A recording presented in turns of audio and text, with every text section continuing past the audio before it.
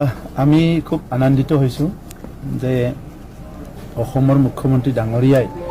যোৱাবাৰ যেতিয়া কেবিনেট হৈছিলে কোকৰাঝাৰত তেতিয়া আমাৰ বিধানসভাৰ যিটো আমাৰ হল আছে য'ত এছেম্বলি হল তাত তেখেতে আহি পেলাই চাইছিলে আৰু তেতিয়াই তেখেতে কৈছিলে যে আমি অসমৰ কোনোবা এটা এছেম্বলি সেশনটো তিনিদিনীয়ামান ইয়াত কৰিম বুলি পেলাই আৰু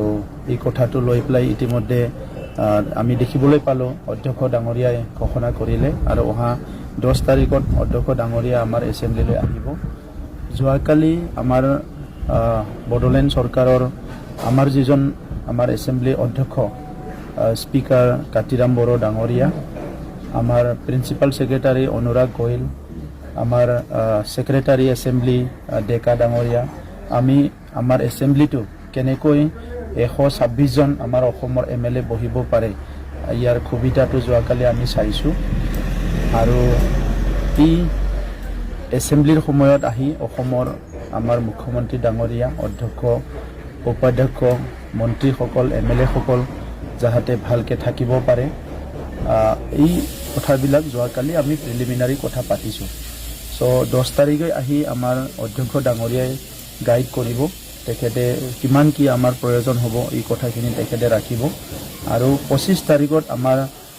AOP দাখিল কৰা এছেম্বলি আছে কাউন্সিলত, সেই 25 তাৰিখৰ পিছতে আমি বাকীখিনি যি কাম আমাৰ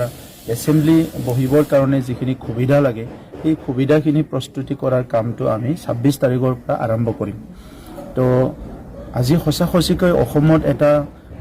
নতুন এটা জাগৰণ আমি দেখিবলৈ পাইছোঁ, নতুন এটা চিন্তাধাৰাৰ পৰিৱৰ্তন আমি দেখিবলৈ পাইছোঁ। এনটিআৰ যি পলিটিকেল কালচাৰ আমি যিটো নৰ্মেলি ৰাজনীতি বুলি ক'লে যিটো বুজি পাইছিলোঁ সেইটো সেই লেভেলৰ পৰা বহুত ওপৰত আমাৰ মুখ্যমন্ত্ৰী ডাঙৰীয়াই লৈ গ'ল। বোথ পলিটিকেল কালচাৰ এণ্ড যিটো আছে আমাৰ এক্সিকিউটিভ কালচাৰ ইয়াত দুটাটো চেঞ্জ কৰিছে আৰু অসম বিধানসভা আজি কোকৰাঝাৰত যে হ'বলৈ গৈ আছে সেইটো বহুত ডাঙৰ এটা মেছেজ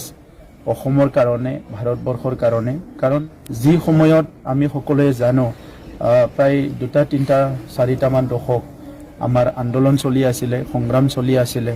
আৰু সেই সংগ্ৰামবিলাকত সেই আন্দোলনবিলাকক এটা মানসিক দ্বন্দ্ব আমাৰ পোৱা নোপোৱাক লৈ পেলাই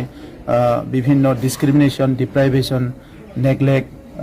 ইগন'ৰ কৰা তেনেকুৱা বিভিন্ন পৰিৱেশবিলাক সকলো ফিল কৰিছিলে। তো এতিয়া মুখ্যমন্ত্ৰী ডাঙৰীয়াই ডিষ্ট্ৰিক্টে কেবিনেট পাতি সেই মানুহবিলাকক আমাৰ অসমৰ হায়েষ্ট যিটো বডি যিটো নেকি কেবিনেট বডি সেই কেবিনেট বডিৰ লগত ভাৱ বিনিময় কৰিবলৈ সুযোগ দিয়া আৰু কেবিনেট বডিটোকো ডিষ্ট্ৰিক্টলৈ যায় তাৰ সেই ডিষ্ট্ৰিক্টৰ প্ৰতিচ্ছবি ইনফ্ৰাষ্ট্ৰাকচাৰ আৰু বিভিন্ন সুবিধা অসুবিধাবিলাক চাবলৈ সুযোগ দিয়া, এইটো এটা বহুত ডাঙৰ পদক্ষেপ। আৰু ইয়াৰ পিছত আজি আহি এছেম্বলিটো কোকৰাঝাৰত বহিব মানে আমি অনুভৱ কৰিম যে আমাৰ গুৱাহাটীখনত যেনেকৈ এছেম্বলি আছে তাত যেনেকৈ অসমৰ সিদ্ধান্তবিলাক হৈ আছিলে, আমাৰ যেতিয়াৰ পৰা দিছপুৰত ৰাজধানীটো আহিছে তেতিয়াৰ পৰা বহুত সিদ্ধান্তবিলাক দিছপুৰত হৈ আছিলে, একে সিদ্ধান্ত আহি পেলাই কোকৰাঝাৰত বহি হ'ব। তো আমি নিশ্চয় ভাবিম যে আমাৰ অঞ্চলৰ উন্নয়নৰ কাৰণে আমাৰ অঞ্চলৰ বিভিন্ন সমস্যাবিলাক সেই এছেম্বলিত স্থান পাব, আলোচনা হ'ব আৰু অসমৰ মুখ্যমন্ত্ৰী ডাঙৰীয়াই আমি এইটোৱে আমি বিশ্বাসত ল'ম কি মুখ্যমন্ত্ৰী ডাঙৰীয়াই অসমৰ চাৰিসীমাৰ ভিতৰত কোনো এটা ডিষ্ট্ৰিক্ট, কোনো এটা সাব ডিভিজন, কোনো এটা চাৰ্কল, কোনো এটা ব্লক বা কোনোবা এটা পঞ্চায়ত বা VCDC